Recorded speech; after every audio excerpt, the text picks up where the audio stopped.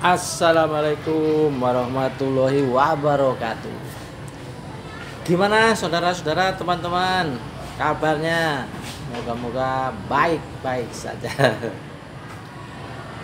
Ini saya mencoba memberi panduan untuk teman-teman, untuk milenial yang tertarik dengan konsep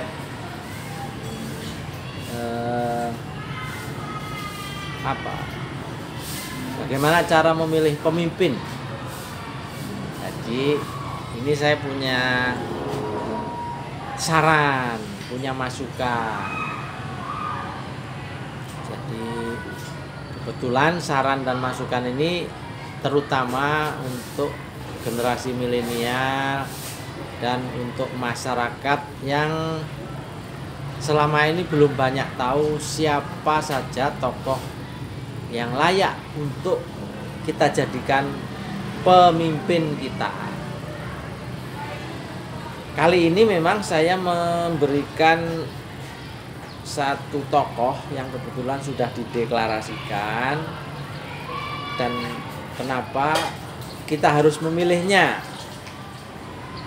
Ya, ini saya beri judul 9 alasan mengapa memilih Anies Baswedan untuk menjadi presiden. Pertama,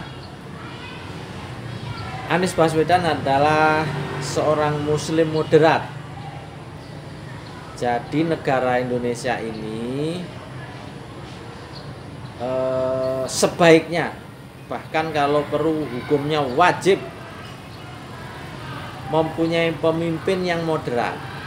Jadi tidak terlalu ekstrem ke kanan, tidak terlalu ekstrem ke kiri, tetapi di tengah-tengah.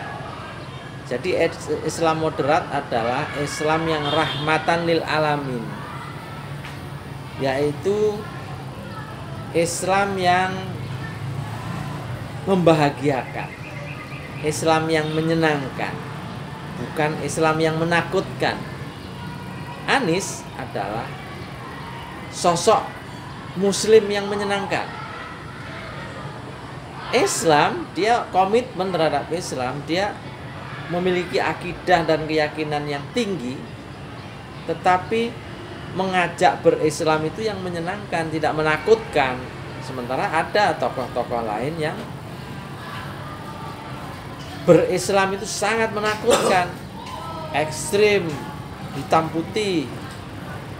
Jadi kalau nggak begini neraka, kalau begini surga, nggak begitu.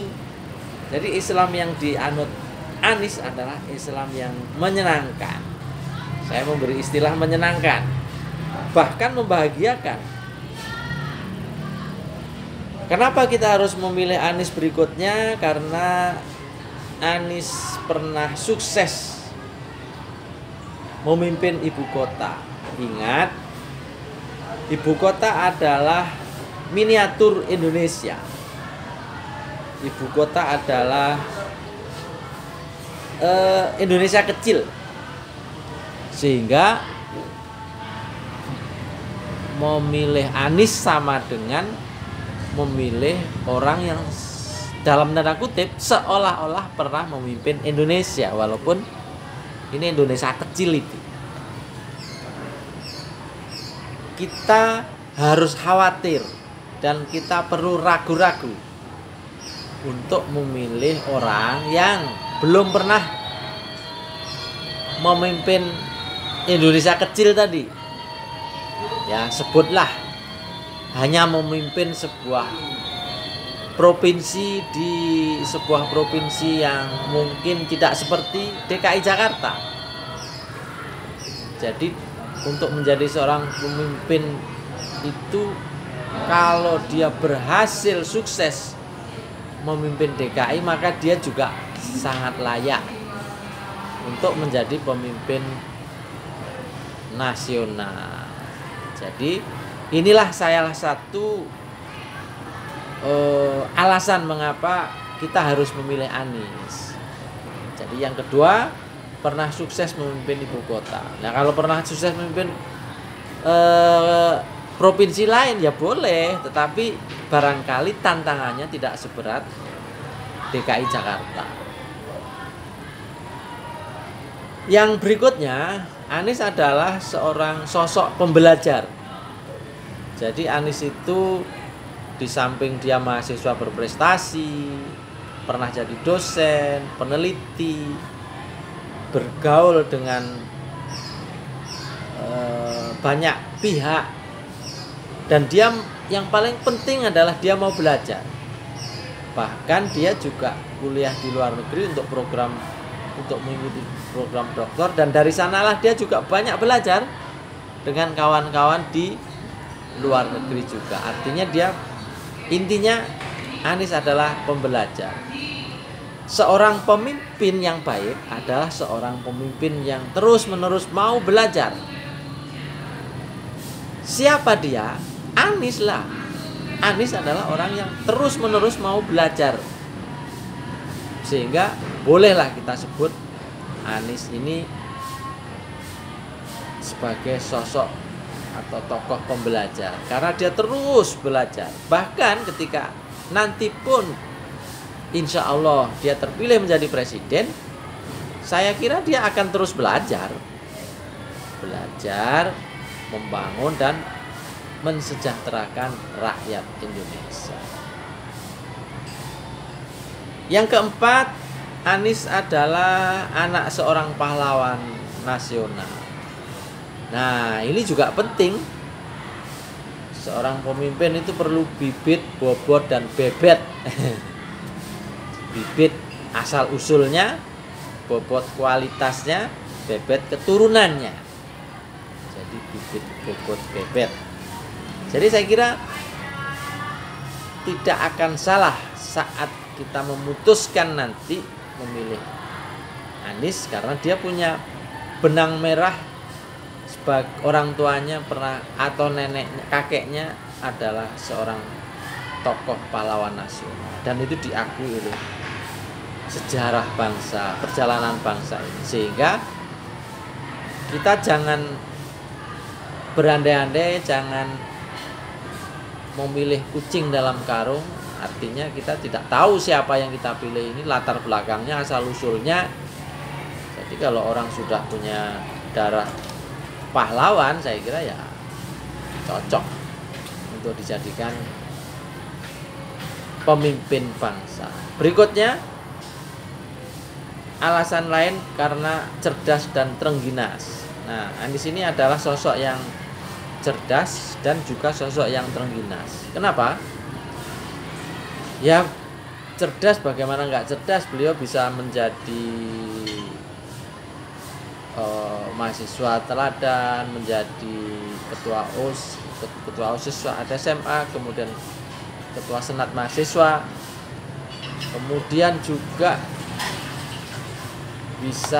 bahkan bisa menjadi menteri. Itu kalau nggak cerdas saya kira enggak lah. Berikutnya, menjadi pemimpin di DKI itu juga harus cerdas, nggak mungkin nggak cerdas. Tengginas ya karena beliau masih muda, masih lincah gitu. Alasan berikutnya kenapa harus memilih Anies Baswedan, karena Anies ini orangnya santun, ramah, dan murah senyum. Ini penting sebagai seorang sosok pemimpin. Ini tidak boleh arogan, tidak boleh, bahasa Jawanya kemelinti. Nah, ingat, kalau kata-kata kemelinti, kita pasti akan tertuju kepada sosok seseorang yang oleh partainya juga disebut kemelinti. Saya tidak mau menyebut namanya, tapi saya yakin netizen sudah sangat tahu siapa pemimpin yang kemelinti itu. Wah, kadang-kadang juga sok juga. Wah, jagoan. Bangsa kita ini, rakyat kita ini nggak suka dengan pemimpin yang seperti itu. Nggak tahu kenapa. Pak Harto santun, Habibie santun, Megawati santun, SBY santun, Jokowi juga santun. Mana pernah kita lihat Pak Jokowi marah-marah, yang bentak-bentak, yang ngamuk? Nggak pernah. Pak Jokowi itu santun orang, ramah, senyum. Jadi gitu. Yang ketujuh, berjiwa besar. Jadi dikritik semacam apapun, menghadapi siapapun, Pak Anies ini berjiwa besar. Berikutnya, berwawasan luas. Nah, kita tahulah dengan pengalaman pergaulan di internasional, kita paham bahwa Anies ini punya wawasan luas dan punya jaringan yang luas juga. Terakhir, sangat cinta NKRI ini sangat penting. Seorang pemimpin wajib dan harus punya kecintaan yang luar biasa terhadap NKRI. Jangan pernah sekalipun memilih pemimpin yang kurang mencintai negara Republik Indonesia. Saya kira Pak Anies karena salah satunya juga karena putra pahlawan, cucu dari pahlawan, yaitu A.R. Baswedan. Saya kira kalau darahnya dikuliti, itu akan menetes titik-titik tetesan-tetesan darah pahlawan. Nah, oleh karena itu, saran saya, usul saya, pandangan saya, pilihlah Anies untuk jadi presiden. Karena 9 alasan tadi. Oke, saya kira itu dulu. Peci Miring Ahmad Bahar memberikan satu opini, moga-moga bermanfaat. Assalamualaikum warahmatullahi wabarakatuh.